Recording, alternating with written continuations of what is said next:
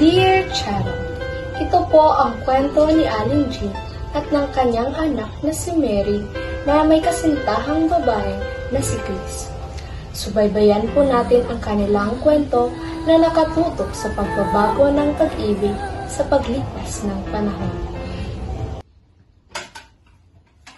Anak! Bangon na! Nakahanda na ang pagkain.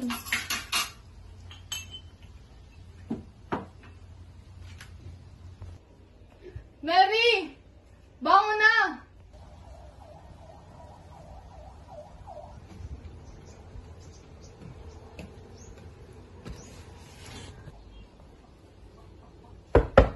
Ayaw mo talagang gumising, sisirain ko tong pintuan.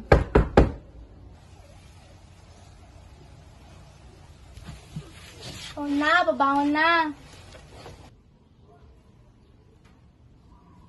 Anak, bakit hindi mo pa hinuhugasan itong pinagkainan natin? Sandali lang, Nay. Hi, love. Kamusta ka? Okay lang naman ako, love. Dala tayo mamaya. Sige ba, saan mo gusto? Ikaw bahala, love.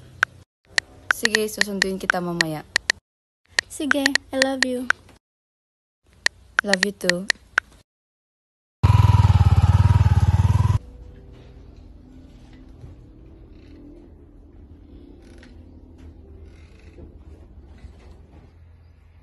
Anong ibig sabihin ito?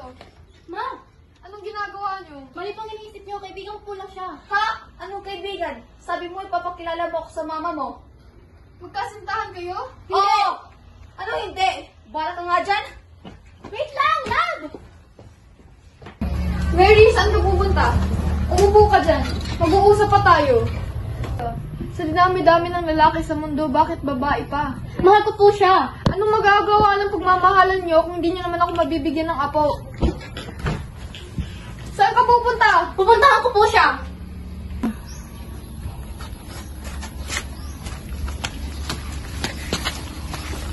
Tama, hayop yun. Ano ba? Tama na! Babaero ka, akala ko mahal mo ako. At naniwala ka naman! Ma! Buksan ang pinto, ma! Ma! Ma! Talaga na po, hindi ko lang hiling sa inyo. Sabi ko naman sa'yo eh. Halika, pag-usapan natin yan.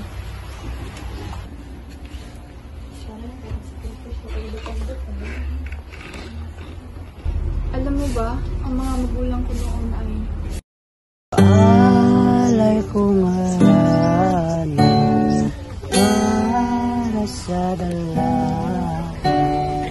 ang kasing ganda amoy rosas ng halimula kung nanaisin lang dadahan mga padling lang di hahayaan.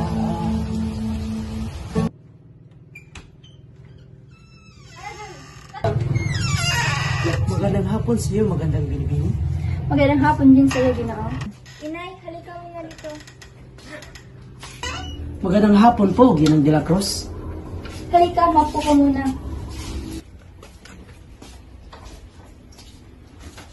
Mapo ka muna. Salamat, binibini.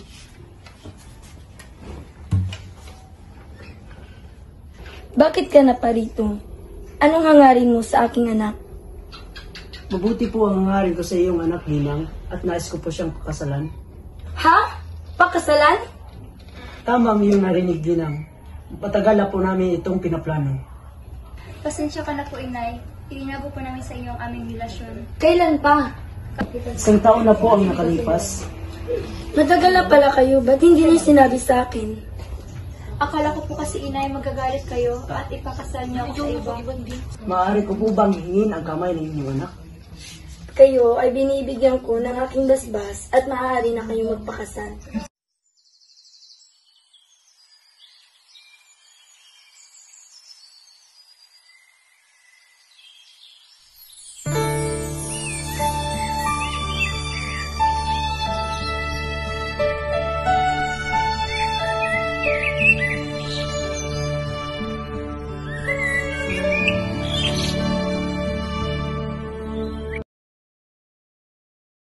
singsing na to ang sumisimbolo ng pagmamahalan nating dalawang mahal ko.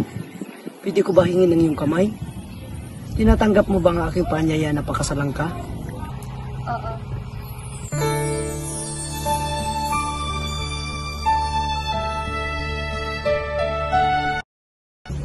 Ganun ang pag-ibig noon, anak. Kaya huwag mong madaliin dahil darating din ang para sa iyo. At doon nagtatapos ang kwentong Di Na Tayo Umiibig Tulad Noon.